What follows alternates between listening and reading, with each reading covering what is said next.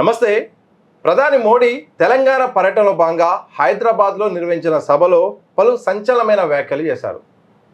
భవిష్యత్తు చాలా కఠినంగా ఉంటుంది, జాగ్రత్త పడాలి, అలాగే నిత్యావసర వాడకంలోనూ, అలాగే బంగారం మాత్రం ఏడాదిలోపు కొనొద్దు, ఏ శుభకార్యాలున్నా విదేశీ పర్యటనలు చేయొద్దు, వంట నూనె అలాగే ఎరువుల వాడకాన్ని తగ్గించుకోవాలి, డీజిల్ పెట్రోల్ వాడకాన్ని తగ్గించుకుంటూ సొంత ప్రయాణాలు బంద్ చేసుకోవాలంటూ చాలా అంశాలు మాట్లాడారు. ఈ అంశాలు దేశవ్యాప్తంగా ప్రస్తుతం చర్చనీయాంశంగా మారుతున్నాయి. ప్రతిపక్ష పార్టీలు కూడా పెద్ద ఎత్తున విమర్శలు చేస్తున్నాయి. మరి ఆయన మాట్లాడిన మాటల్లో అర్థం ఏంటి, భవిష్యత్తులో నిజంగా భారత్ సంక్షోభంలోకి పోబోతుందా అన్న చర్చ జరుగుతుంది. వాస్తవ పరిస్థితి ఏందో తెలుసుకునే ప్రయత్నం చేద్దాం. మనతో పాటు మాజీ ఎంపీ అలాగే తెలంగాణ బీజేపీ ఉపాధ్యక్షులు బూర నరసయ్య గౌడ్ గారు ఉన్నారు. సార్ నమస్కారం. సార్ నమస్తే సార్. పొలిటికల్గా చాలా కామెంట్లు చేస్తారు అనుకున్నారు, కానీ ఆ కామెంట్ల కంటే ముందుగా మొత్తానికే మాత్రం ప్రజల్ని ఉద్దేశించి ఒక పొలిటికల్ సభలో ప్రధానమంత్రి మోడీ సూచనలు చేశారు. ఓ రకంగా పొదుపు జపాన్ని కూడా వినిపించారు. ఎట్లా చూస్తారు? మోడీ గారు ఏది చేసినా కూడా దేశం కొరకు చేయడం జరుగుతుంది. ఆయనకు వ్యక్తిగతంగా కుటుంబాలు లేవు, ఆస్తిపాస్తులు లేవు. ఎందుకంటే సంక్షోభం రాకుండా చూసుకోవటానికి ముందు జాగ్రత్తగా సూచనలు చెప్పడం జరిగింది. ఎందుకంటే మాకు డాక్టర్ భాష ఓ సామెత ఉంది, ఏ స్టిచ్ ఇన్ టైమ్ సేవ్స్ 9 అని. అంటే ఒక సమయానికి అనుకూలంగా ముందు చూపుతో prevention is better than cure అంటారు, అవునా కదా? అది కొరకు ఇప్పుడు ఏదైతే ప్రపంచంలో జరుగుతున్నటువంటి సంక్షోభం, ఇరాన్ ప్లస్ అమెరికా వార్ కానీ, యుఎస్ఏ మన రష్యా వర్సెస్ యుక్రెయిన్ కానీ, ఇతర అక్కడక్కడ ప్రాంతాలు కానీ, ఇవన్నీ యావత్ ప్రపంచం మీద దీని ఎఫెక్ట్ పడుతుంది, ఆర్థిక వ్యవస్థ మీద పడుతుంది. మీరు ఎగ్జాంపుల్ చెప్తారు. ఈరోజు అమెరికా లాంటి దేశంలో పెట్రోల్ బాగా ఉత్పత్తి అవుతుంది, అయినా కూడా వాళ్ళు పర్ లీటర్ పెట్రోల్ మనం ఎంత ఉందో దానికంటే 10 రూపాయలు ఎక్కువనే ఉంది. వెస్ట్రన్ కంట్రీస్, దాదాపు అన్ని వెస్ట్రన్ కంట్రీస్లో పెట్రోల్ ధర 200 నుంచి 300 రూపాయలు పర్ లీటర్ మన ఇండియన్ రూపీస్లో ఉంది. మన పక్కనే ఉన్న సింగపూర్, హాంకాంగ్లో 285 రూపాయల నుంచి 300 రూపాయలు పర్ లీటర్ ఉంది. ఇది వాస్తవం. అవి ధనిక దేశాలు కాబట్టి పాపులేషన్ తక్కువ, ధనిక దేశాలు తట్టుకోగలవు. ఈరోజు మనం ఇంత సంక్షోభం ఉన్నా ప్రపంచంలో యావత్ 25 to 50% of the petrol gas rate పెంచారు. 100%, 300% కూడా పెంచారు.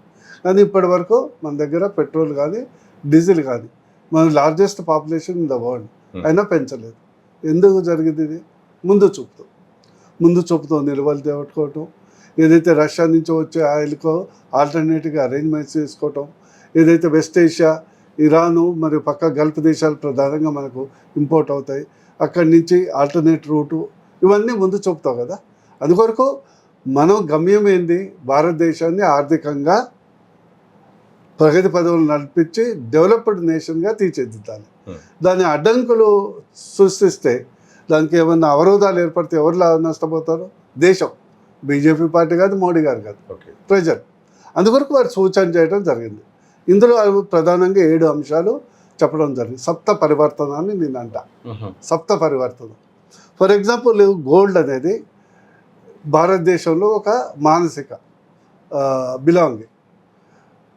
ప్రతి ఇంట్లో గోల్డ్ ఉండాలని ఉంటుంది. మనకు ప్రపంచంలో అత్యధికంగా గోల్డ్ ఉన్న దేశం ప్రైవేట్లా భారతదేశం.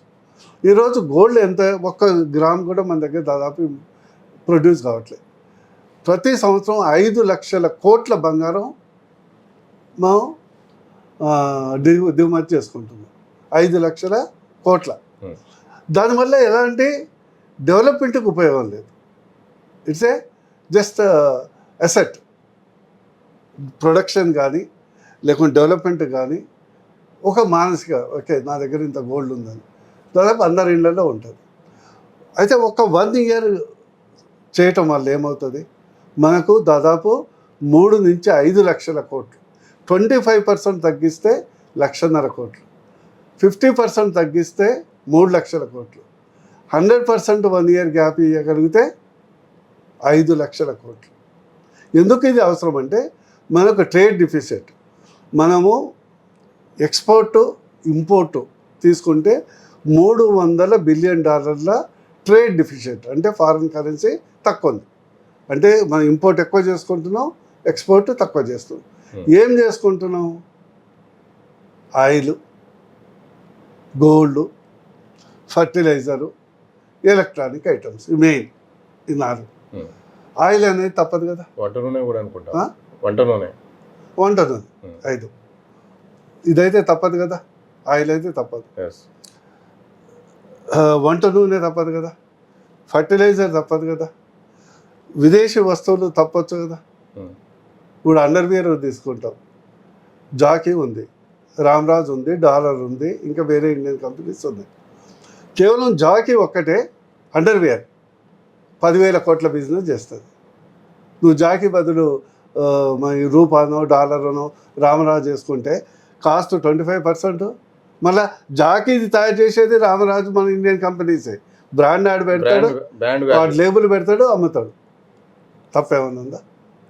ఒట్టి విదేశీ వస్తువులు అంటే అండర్వేర్ నుంచి, సోప్ నుంచి, బైక్ నుంచి, కారు వరకు ఇప్పుడు ఉంది. మనం BMW ఎందుకే, థార్ ఉంది జంబాగా, ఓ డిఫెండర్ లాగా కావాలనుకో టాటాక్స్ కొనుక్కో, టాటాది కొనుక్కో, మహీంద్రాది కొనుక్కో, ఉన్నాయి కదా ఆల్టర్నేట్ లేక. అది కొడితేనే మనకు 10-15 లక్షల కోట్ల ఆదా అవుతుంది.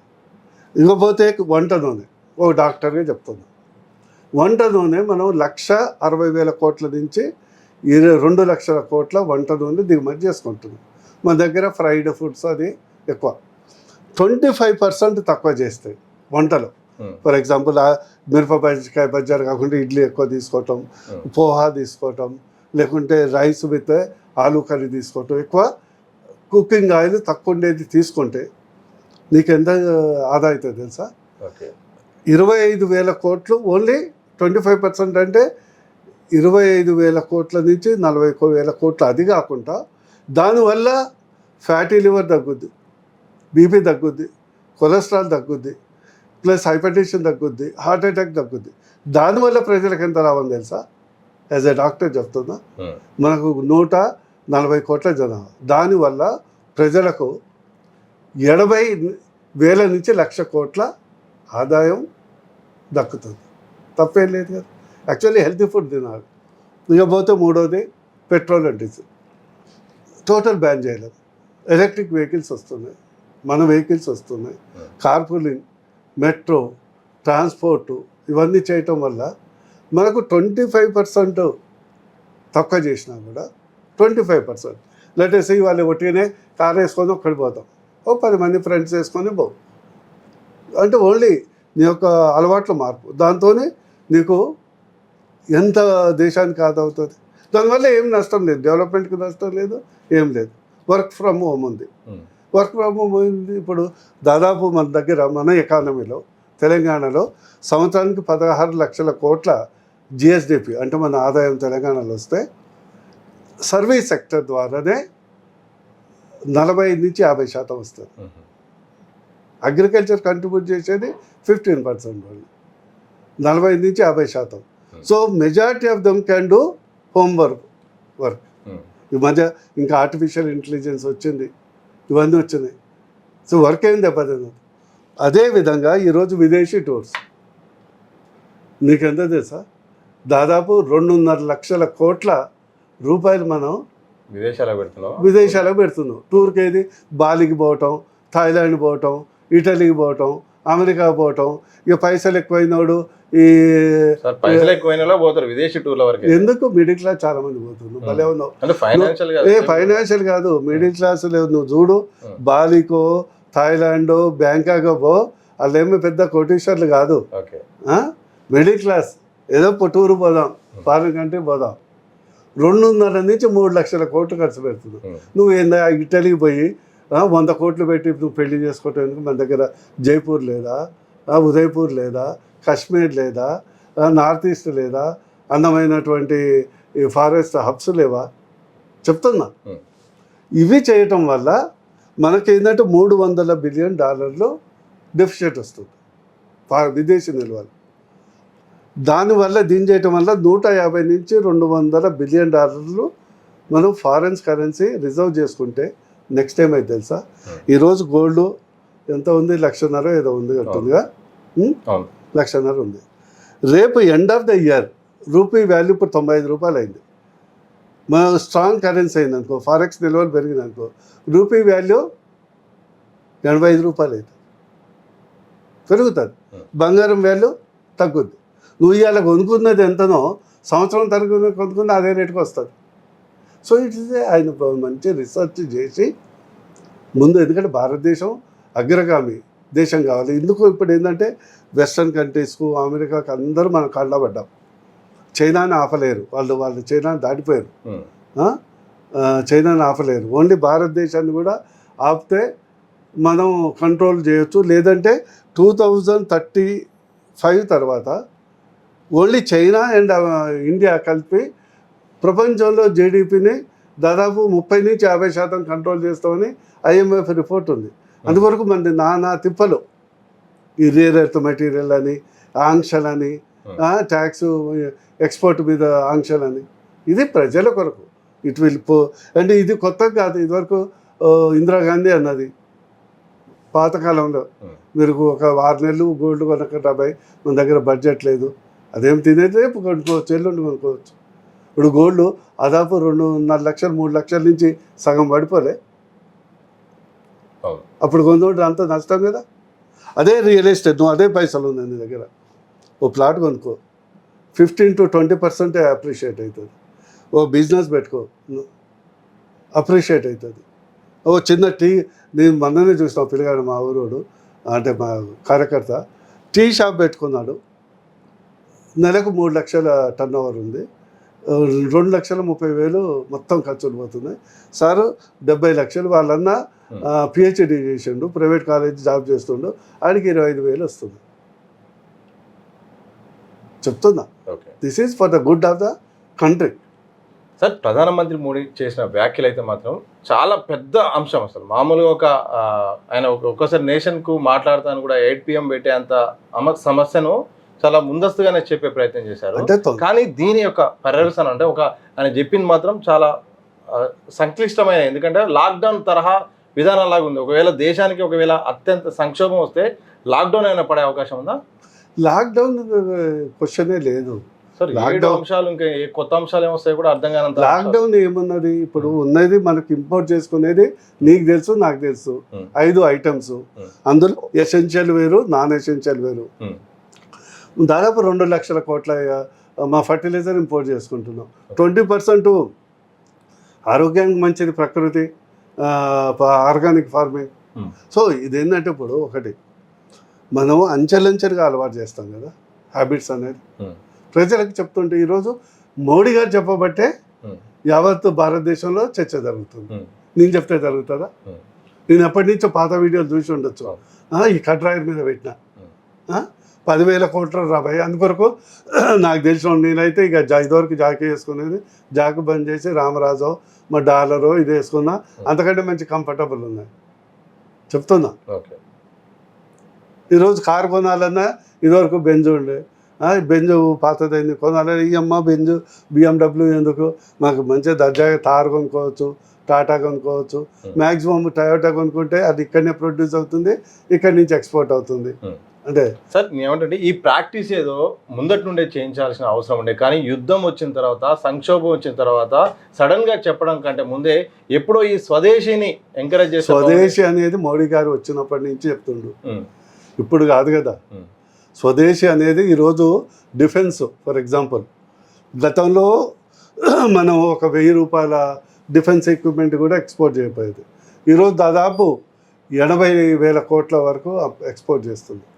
స్వదేశీ విధానమే కదా. ఈరోజు ఇదివరకు ఖాదీ అనేది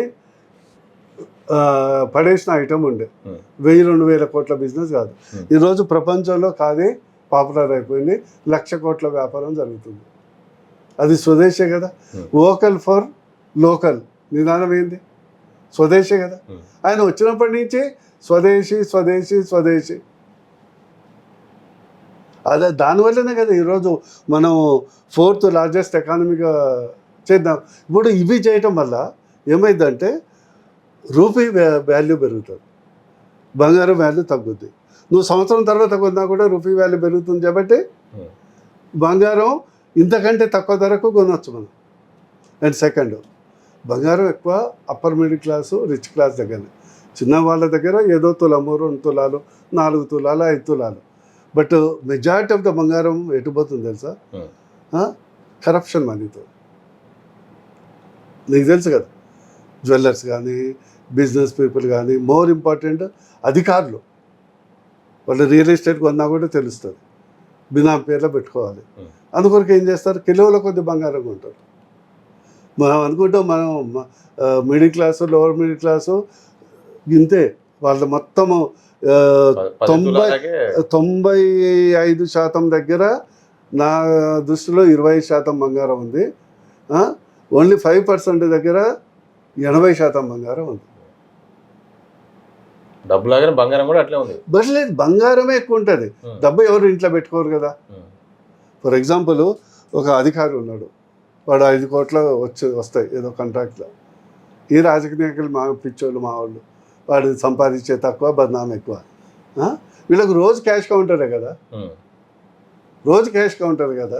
ఓ రిజిస్టర్ ఆఫీస్ కానీ, రెవెన్యూ డిపార్ట్మెంట్ కానీ, పోలీస్ డిపార్ట్మెంట్ కానీ, చూడు వాళ్ళందరూ ఏం చేస్తారు, గోల్డ్ అండ్ సిల్వర్. గోల్డ్ ఇంట్లో వచ్చి అందరినీ వెతకరు కదా. ఓకే, మ్యాక్సిమం గోల్డ్ ఉన్నది అన్అకౌంటెడ్ గోల్డ్. మామూలు middle lower middle class poor class దగ్గర ఎంత ఉంది నీకు తెలుసా? Not even 20% of the gold. So import ఆపటం వల్ల ఎవరికి లాభం? సామాన్య ప్రజలకు లాభం. రిచ్ క్లాస్ కరప్ట్ క్లాస్కు కష్టం. కాంగ్రెస్ అగ్రనేత మాట్లాడుతూ ఇది మోడీ పక్కా వైఫల్యం, ఆయన వైఫల్యాన్ని పక్క పెట్టుకోవడానికి ఏది కొనాలో ఏది తినాలో ఎక్కడికి వెళ్ళాలో ఆయన డిసైడ్ చేస్తాడా అని కూడా రాహుల్ గాంధీ అంటున్నారు. Rahul Gandhi to be frank దేశద్రోహి నా దృష్టిలో. నంబర్ 1 ట్రైటర్, అంబి లాంటోడు. ఇక రాహుల్ గాంధీ వ్యాఖ్యలు మనం పట్టించుకోకుంటే బెటర్. ఎందుకంటే ఈరోజు ఇరాను అమెరికా మధ్యలో యుద్ధం మనకు ఏమన్నా ఆపే శక్తి ఉందా, లేకుంటే మనం ఏమన్నా ప్రోద్బలం చేశామా? అమెరికా మరి రష్యా యుక్రెయిన్ నుంచి మనకు చాలా వరకు వంట నూనె వస్తుంది, ఫర్టిలైజర్ చాలా వరకు యుక్రెయిన్ వస్తుంది, చాలా వరకు తగ్గిపోయింది. ఈరోజు బయట 3,000 బస్తా యూరియా, మన దగ్గర 300కి ఇస్తున్నాం. ఎంత అది? ఎవరు? ప్రజలంటే ప్రభుత్వం అంటే ప్రజల మీదే కదా భారం. Rahul Gandhi don't take it, is a పక్క I'm totally convince is a traitor, anti national. ఎవడన్నా 80,000 కోట్ల ప్రాజెక్టు నికోబార్ ప్రాజెక్టుతోని మన దేశానికి shipping industry, port industry and మిలిటరీలే పైబడ్డారు. ఎందుకంటే చైనా మనం పైనుంచి అటాక్ చేస్తే దాన్ని మార్గం ఆపడానికి ముందు పనికొచ్చే దాన్ని ఆపడానికి పోయి మళ్ళీ ఒమాన్ పోయి సీక్రెట్గా పోయి మంతనాలు చేస్తాడు, చైనీస్ సూప్ దాక్కుంటా అక్కడ. అట్లాంటి అసలు దురదృష్టం. అదే వేరే దేశాల్లో అయితే ఎలాంటి శిక్ష వేసేవాళ్ళు తెలియదు. మోడీ గారు చెప్పి పెద్ద మనిషి అయిపోయిండు, పోనీలే అని ఊరుకుంటుండు. అది చాలా పెద్ద ఫైల్ ఉన్నది, ఎప్పుడో తీస్తారు. ఇక అవన్నీ చిన్నవి. ఎందుకో అపోజిషన్ ఉండాలి కదా, మరి డెమోక్రసీలే అది. అలా ఫైల్స్ ఈయన తీయాలంటే రాహుల్ గాంధీ ఫైల్స్ అనేది అన్ని రకాలు ఉంటాయి. క్రైమ్ ఉంటుంది, వైలెన్స్ ఉంటుంది, హనీ ట్రాప్ ఉంటుంది, అన్నీ ఉంటాయి అందరు.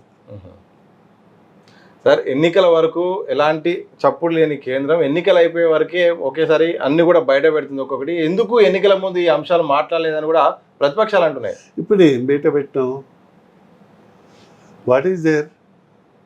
కొనొద్దు, తినొద్దు, తిరగొద్దు అంటారు కదా. కొనొద్దు, తిను. నేను బలవంతం చేయట్లే కదా, నీ మీద ఏమన్నా సెన్సార్ బోర్డు పెట్టలే కదా. దేశానికి నువ్వు మంచి చేయదలుచుకుంటే, నీ కుటుంబానికి బాగా దలుచుకుంటే, అవురా భయ్ బంగారం 1 సంవత్సరం కొనుక్కుంటే నీకు ఏమైనా పోతుందా? నువ్వు రోజు కొంటున్నావా? అసలు బంగారం కొని స్తోమత నీకుందా? నీ వచ్చే జీతానికి పెట్రోలు, డీజిలు, ఇంటి రెంటు ఇవే సరిపోవాలి. ఆ బంగారం కొంటాడు ఎవడు? సార్, బంగారం అంటే మధ్యతరగతి పేద వాళ్ళకు శుభకార్యాల్లో కూడా అవసరము. అడిగి 5 కొనొద్దా చెప్పండి? తక్కువ చేసుకోమని చెప్పడం జరిగింది. నేను చెప్పాను కదా, 25% తక్కువ చేస్తే మాకు ఇన్ని 1,000 కోట్లు మిగులుతుందని. నువ్వు సంవత్సరం తర్వాత కొనుక్కో. ఓకే, చెరుపుడు పుస్తల తాడు ఉంది, మినిమంతో కొనుక్కో. ఇప్పుడు ఫర్ ఎగ్జాంపుల్ నేనున్నాను అనుకో, నేనేం చెప్తా, సపోజ్ నేను ఇవ్వాలి బంగారం బదులు 10 ప్లాట్లు ఇస్తామా అంట. ఎందుకంటే ఈరోజు 30,000 గజం ఉన్నది, 5 ఏళ్ల తర్వాత అది 70,000 అవుతుంది. బంగారం కాదు, దాని వాల్యూ తెలుసు నాకు. ఈరోజు మన చిన్నప్పుడు నేను ఫర్ ఎగ్జాంపుల్ బంగారం నాకు స్టోరీ. చిన్నప్పుడు నాకు స్కాలర్షిప్ 100 రూపాయలు వచ్చాను, మెరిట్ స్కాలర్షిప్ వచ్చేది కదా స్కోర్లో. వచ్చినప్పుడు నేను ప్యాంట్ షర్ట్ కొట్టించుకోవాలి. మాకనం లేదురా, మంచి గోల్డ్ చైన్ చేయించుకో, నీకు కొంత అమౌంట్ ఇస్తాను. చిన్న పిల్లలం కదా, అప్పుడు పాయింట్లు వేసుకునే షోక్ ఎక్కువ ఉంటుంది. లేదు గోల్డ్ వద్దు నాకు. అట్లనే మరి అదే రోజు ఆ భూమి, అప్పుడు మా భూమి 3,000 ఉండే, ఇప్పుడు 4 నుంచి 5 కోట్లు ఎకరం. మరి ఎంత గోల్డ్ కొంటా కదా భూమితో, భూమికి విలువ ఎక్కువ. అంతే కదా. మధ్యతరగతి ఏంటంటే ఫంక్షన్స్కు దానికి మన వాళ్ళు తక్కువ. నేను చెప్పేది 95% of the people have 20% gold, 5% of the people have 80% of the gold. వీళ్ళని పై వాళ్ళని అంటున్నాం తక్కువ చేసుకుంటాం, పోయి పోగు చేసుకోవటం తక్కువ చేయండి. కావాలంటే ఏదైనా ఇండస్ట్రీలో పెట్టండి, ఓ న్యూస్ పేపర్ పెట్టండి, ఓ టీవీ ఛానల్ పెట్టండి, ఏదైనా ప్లాస్టిక్ ఇండస్ట్రీ పెట్టండి, ఫర్నిచర్ ఇండస్ట్రీ పెట్టండి. తీసుకుపోయి కిలోలు బంగారం తీసుకొని అండర్ గ్రౌండ్లో పెట్టుకుంటే ఇలా ఈ ఫామ్ హౌస్లలో తవ్వితే నీకు వెళ్తాయి, ఒక్కొక్కరి ఇంట్లో టన్ను బంగారం వెళ్తుంది తెలుసా. సార్, ప్రధాని చేసిన వ్యాఖ్యల నేపథ్యంలో ఒక డౌట్ అయితే అందరికి వస్తుంది. అంటే నూనెలు జాగ్రత్త, లేదు సార్ జనరల్ చెప్తున్నా, అంటే ఈ అంశాలన్నీ చెప్తుండే, అంటే ఇప్పుడు ఎరువులు తగ్గించండి, వంట నూనె తగ్గించండి, పెట్రోల్ డీజిల్ వాడొద్దు, తిరగొద్దు, అంటే భవిష్యత్తులో వీటి ధరలన్నీ కూడా భారీగా పెరగబోతున్నాయని ఒక సంకేతము వస్తుంది. నిజమేనది? ఇప్పుడు ఒకటి ఎక్కువ పెరగొద్దనే కదా ఆయన చేసే విజ్ఞప్తి. పెరుగుతుందా లేదా అనేది, పెరిగితే ఎవరికి నష్టము? ఇప్పుడు ఈ ప్రభుత్వం నడిపించేది డెవలప్మెంట్ అనేది మోడీ గారి ఆస్తి కాదు కదా, భారతదేశ ప్రజల ఆస్తే కదా. ఈ పొదుపు వల్ల ఎవరికి లాభం? ప్రజలకే కదా. నీకు $100 బిలియన్ పొదుపు ఫారెక్స్ కరెన్సీ చేస్తే ఎవరికి లాభం? మన రూపాయల కోసమే అంటారు ఏది, అంతే కదా. ముందు దేశమే కాదు, ప్రజల కొరకు. నీకు 25% ఆయిల్ కుకింగ్ తక్కువ చేస్తే ఐటమ్స్, ఫ్రైడ్ ఐటమ్స్ కాకుండా cooked items, as a doctor also we advise చేస్తే ప్రతి ఫ్యామిలీకి, మిడిల్ క్లాస్ ఫ్యామిలీకి సంవత్సరానికి 25,000 రూపాయలు మిగులుతాయి తెలుసా. సంవత్సరానికి 25,000 రూపాయలు మిడిల్ క్లాస్ ఫ్యామిలీకి మిగులుతాయి. That money you can invest. ఈరోజు చెప్తున్నా కదా, నువ్వు 5 లక్షలు 10 లక్షలు పెట్టి గోల్డ్ కొన్నావు అనుకో, ఇదే 10 లక్షలు నీ దగ్గర ఉన్నాయి. నువ్వు 10 లక్షలు పెట్టి చుట్టుపక్కల 10,000, 15,000, 20,000 స్క్వేర్ యార్డ్ ఉన్న దగ్గర పోయి కొనుక్కో. నువ్వు సంవత్సరం తర్వాత దీన్ని అమ్ము, లేకుంటే 3 సంవత్సరాల తర్వాత అమ్ము. ఈరోజు నువ్వు ఎంత గోల్డ్ కొంటావో అంతకంటే ఎక్కువ గోల్డ్ కొనవచ్చు.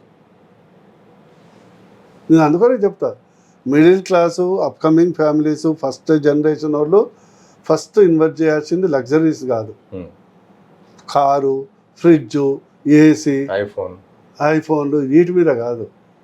అవి బేసిక్ ఉంచుకొని ఓ 100 గజాలు కొనుక్కోండి, 200 గజాలు కొనుక్కోండి, దానికి ఈఎంఐ కట్టండి. వీటికి ఈఎంఐ కాదు. ఎందుకంటే ఈఎంఐ అయిపోయే లోపల 5 ఏళ్ళు అవుతుంది, అప్పటి వరకు దాని వాల్యూ 0 అవుతుంది. సో ప్రధానమంత్రి చేసిన వ్యాఖ్యల్ని సీరియస్గా తీసుకొని ఏదో పెద్ద అవుతుందని కూడా ఏమనుకోద్దా? ఏమి అది తీసి ముందు చూపుతోని భారతదేశం ఆత్మనిర్భర్ భారత్ కావాలనే ఉద్దేశంతో ఈ యొక్క సమస్యలు ఉన్నాయి కాబట్టి భారతదేశం ఆర్థికంగా నష్టపోవద్దు అనేది చేసిన మంచి సూచన ఒక ఎకనామిస్ట్గా.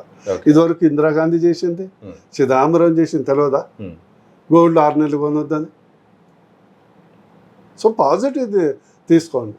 Okay sir, thank you very much sir. ఇది మొత్తంగా ప్రధానమంత్రి మోడీ చేసిన వ్యాఖ్యలు కూడా అది దేశం కోసమే, ప్రస్తుతం ఉన్న పరిస్థితుల కోసమే. ఎందుకంటే యుద్ధం కారణంగా ఈరోజు చాలా సమస్యలు కూడా వచ్చాయి. ప్రధానంగా బంగారం విషయం అయితేంది, అలాగే ఎరువుల దిగుమతి అయితేంది, దాంతోపాటు నిత్యావసరాలు, ఇలాగే పెట్రోల్ డీజిల్ పైన కూడా భారం పడుతుంది. కాబట్టి సామాన్యులు కూడా ఉన్న దాంట్లో కొద్దిగా తగ్గించుకుంటే బాగుంటుంది. కొత్తగా ప్రధానమంత్రి చెప్పింది ఏం కాదు, గతంలో కూడా ఇందిరాగాంధీ చెప్పిందే, చిదంబరం చేసిందే, దేశ అవసరాల కోసం, ప్రస్తుతం ఉన్న పరిస్థితుల కోసమే తప్ప మరే విధంగా కాదు. ఉన్నట్టుగా ఏదో లాక్డౌన్ కూడా ఊహించుకోవాల్సిన అవసరమే లేదు. ఉన్న పరిస్థితుల్లో కొద్దిగా మానుకుంటే అది ఒక సంవత్సరం తర్వాత కూడా అత్యంత మార్పులు కూడా వస్తుంది. దేశంలో కూడా అభివృద్ధి కూడా దిశగా అడుగులేసే అవకాశం ఉంది. యుద్ధం వల్ల వచ్చిన ప్రభావం వల్ల కూడా ఇది జరుగుతుంది తప్ప దీన్ని పాజిటివ్గా తీసుకోవాలి తప్ప నెగిటివ్గా తీసుకోవాల్సిన అవసరం లేదు. దీని ప్రభావం అంతా కూడా అత్యంత అంటే ధనవంతులకు తప్ప సామాన్యులకు పెద్ద ప్రభావం ఏం పడే అవకాశం ఉంది. ప్రధానంగా గోల్డ్ విషయంలో కూడా గోల్డ్ విషయంలో జరుగుతున్న దానిపైన మాత్రం గోల్డ్ పైన ఇన్వెస్ట్ బదులు దానికంటే భూమిపైన ఇన్వెస్ట్మెంట్ చేస్తే బాగుంటుంది. తక్షణ అవసరాల కోసం ప్రస్తుతం ఉన్న దానికోసం గోల్డ్ తీసుకోవచ్చు, కానీ పెద్ద ఎత్తున దాని మీద పెట్టుబడి పెట్టడం ద్వారా పెద్దగా సామాన్యులకు, పేద మధ్యతర వారికి పెద్దగా ఒరిగేదేమీ ఉండదు. అది డబ్బున్న వాళ్ళకే ఉపయోగపడుతుందని కూడా మాజీ ఎంపీ అలాగే తెలంగాణ బీజేపీ ఉపాధ్యక్షులు డాక్టర్ బూర నరసయ్య గౌడ్ గారు అయితే చెప్తున్న సందర్భం కనిపిస్తుంది. చూడాలి ప్రధానమంత్రి మోడీ వ్యాఖ్యల నేపథ్యంలో ఇటు పాజిటివ్గా నెగిటివ్గా రకరకాల కామెంట్లు కూడా వస్తున్నాయి, ప్రతిపక్షాల కూడా విమర్శలు వస్తున్నాయి. చూడాలి మరి కేంద్ర ప్రభుత్వం భవిష్యత్తులో ఏమైనా కీలక నిర్ణయం తీసుకుంటుందా, అలాగే ప్రజల నుండి ఎలాంటి స్పందన వస్తుందో భవిష్యత్తులో తెలిసే అవకాశం అయితే కనిపిస్తూ ఉంది. వీడియో జర్నలిస్ట్ ప్రశాంత్, సతీష్ దిశ టీవీ, హైదరాబాద్.